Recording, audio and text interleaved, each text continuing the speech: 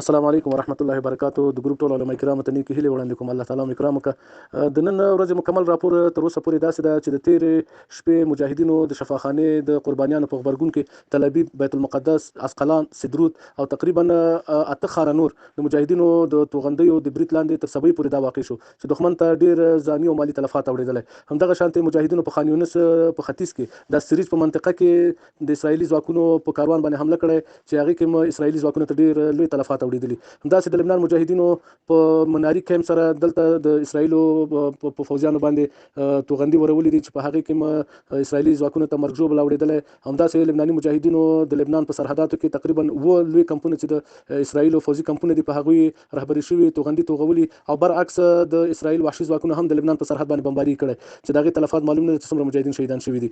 همداسې د تیر شپې تر سهار پورې د مجاهدینو د حملاتو په خبرګون کې د اسرایلی وحشي فوجیانو الشجاعیه، جالیه او الزهرا سیمه، همداسې خان یونس، همداسې دیر البلح او بیت الحنون دغه مناطق دومره سخت شدید بمبار کړي چې په سلهاو کسه مسلمانان پکې شهیدان زخمیان دي. خان یونس خو مکمل ویجاړ شوی. همدغه شان په دغه بمباریو کې په نننۍ بمباریانو کې د مرسته رسونکو کوم ټولنې چې دغه اویا کسه ټپیان او سلويخ کسه شهیدان شوي دي. همدغه شان د نننۍ د فلسطین د غزې د صحتامي وزارت اعلان وکړ چې تر اوسه پورې د شهیدانو شمېر 3500 تنه ته رسیدلی او زخمیان تقریبا 12000 کسان دي.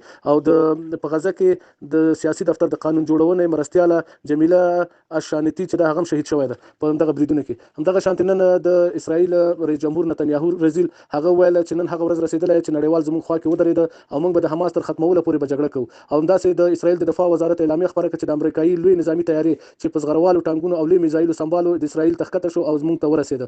د اسرائیل د دفاع وزیر ویل زموږ جګړه چې د حماس د ختمولو لپاره ده، تر څو چې حماس ختم نکړو تر هغه پورې موږ جګړه نه بندو. او دا زموږ جګړه د اسرائیل د دفاع او د غربي نړۍ د دفاع لپاره موږ دا جګړه کړې. او په دغه جګړه کې غربیان امریکا، انګلیس، فرانسه، جرمني او ایټالیا د نور ملکونو موږ سره وګ په وګ ولاړ دي او زموږ حمایت کوي او موږ سره مرسته کوي.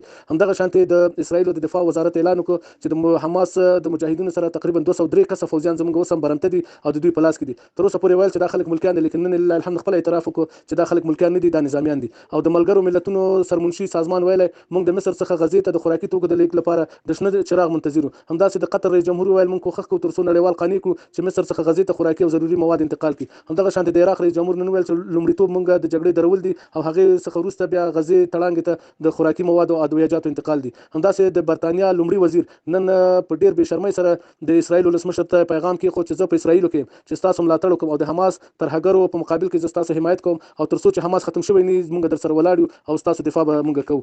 نو او همدغه شانتي د روس رئیس جمهور پوتین ویل چې موږ د یو آزاد فلسطین د جوړولو په خاطر باندې خپل آخري سعی کوو او کچېره آزاد فلسطین جوړ نشي دا جګړه به نور آسیایي ملکونو ته مغځيږي چې د دې مخه نه امریکا ونیسي نه اسرائیل او دا جګړه به دومره قرباني ولري چې د حد نه زیات. نو دا د نن ورځې هغه مکمل راپور چې تر اوسه پورې دا په دې میډیا کې یا په الجزیره او په نورو بهرنۍ رسنیو کې دغه ښکته پورته کیږي.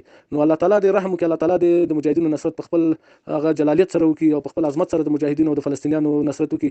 جزیره العرب او عربي ټولنه نه چې نه جوړیږي، ټول بزدل او رزیلان فقط پایاشان او په میلو او په چرچو کې دوی اخته دي. د دوی نه د خیر تمه کول بالکل غلط ده. همداسې بعض خلک اوس داسې اوازې ګډې کړي په افغانستان کې چې موږ دې نه د فلسطین جهاد لپاره زو. زه دغه ټول افغانانو ته وایم کاغه د اسلامي امارت پورې اړه لري یا نور ځوانان دي چې غواړي د فلسطین د جهاد لپاره بیت المقدس ته لاړ شي. زه فقط یو خواهش کوم، ګوره تیر کال زموږ استادو د هوا څخه یو حاجی په بایسکل تللی عراق ته، د ایران ته تللی، د ایران عراق ته لاړ، الته ونیو او د اعدام حکم په اعلان کړو چې دا جاسوس ده او بل ملک ته جاسوسي کوي. نو زه دغه مجاهدینو ته وایم، دغه مخلصینو ته وایم چې ګوره د اسلامي امارت د اجازه نه بغیر پام کوي چې قدم کینې دغه د فلسطین او زموږ استاد افغانستان په منځ کې څلور نور هیوادونه دي چې ایران، د عراق، د سوریه، د لبنان ده او حتی د ایران څخه خو اوریدل ممکن نه ده. نو داسې خدای نه خاصه داسې نشي چې دا اوس زموږ استاد ځوانانو باندې د ایران ډاګونه، د ترکیه ډاګونه د دې په جسندونو باندې ډک دي.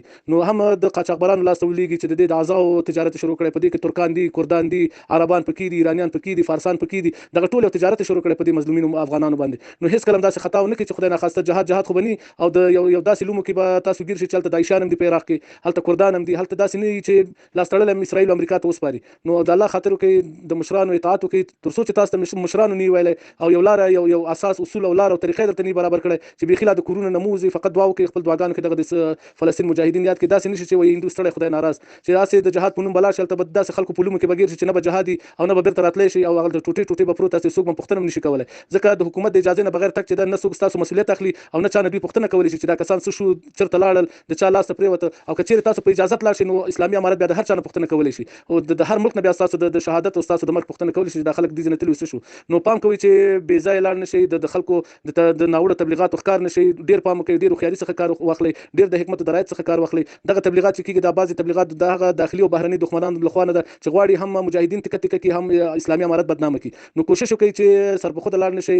دغه د نړۍ ملکونه چې دي په ظاهر چې د اسلام چغې وهي، تاسو په الله یقین وکړئ چې دا ټول د اسرائیل او د امریکا او د انګلیس بچي دي. په ظاهر دوی د اسلام وهي، لیکن وروره موږ تاسو ته تیر اشغال معلوم شو چې ټول ک اسلامي او ک کفري نړۍ ټول امریکا سره لایس یو کو او د تیر اسلامي امارت په مقابل کې ودرېدل. پاکستان هم تلاره ورک، هم دغه ایران چې موږ تاسو د اسلامي ملک بولو د فلسطین په دفاع کې هغه چغې وهي.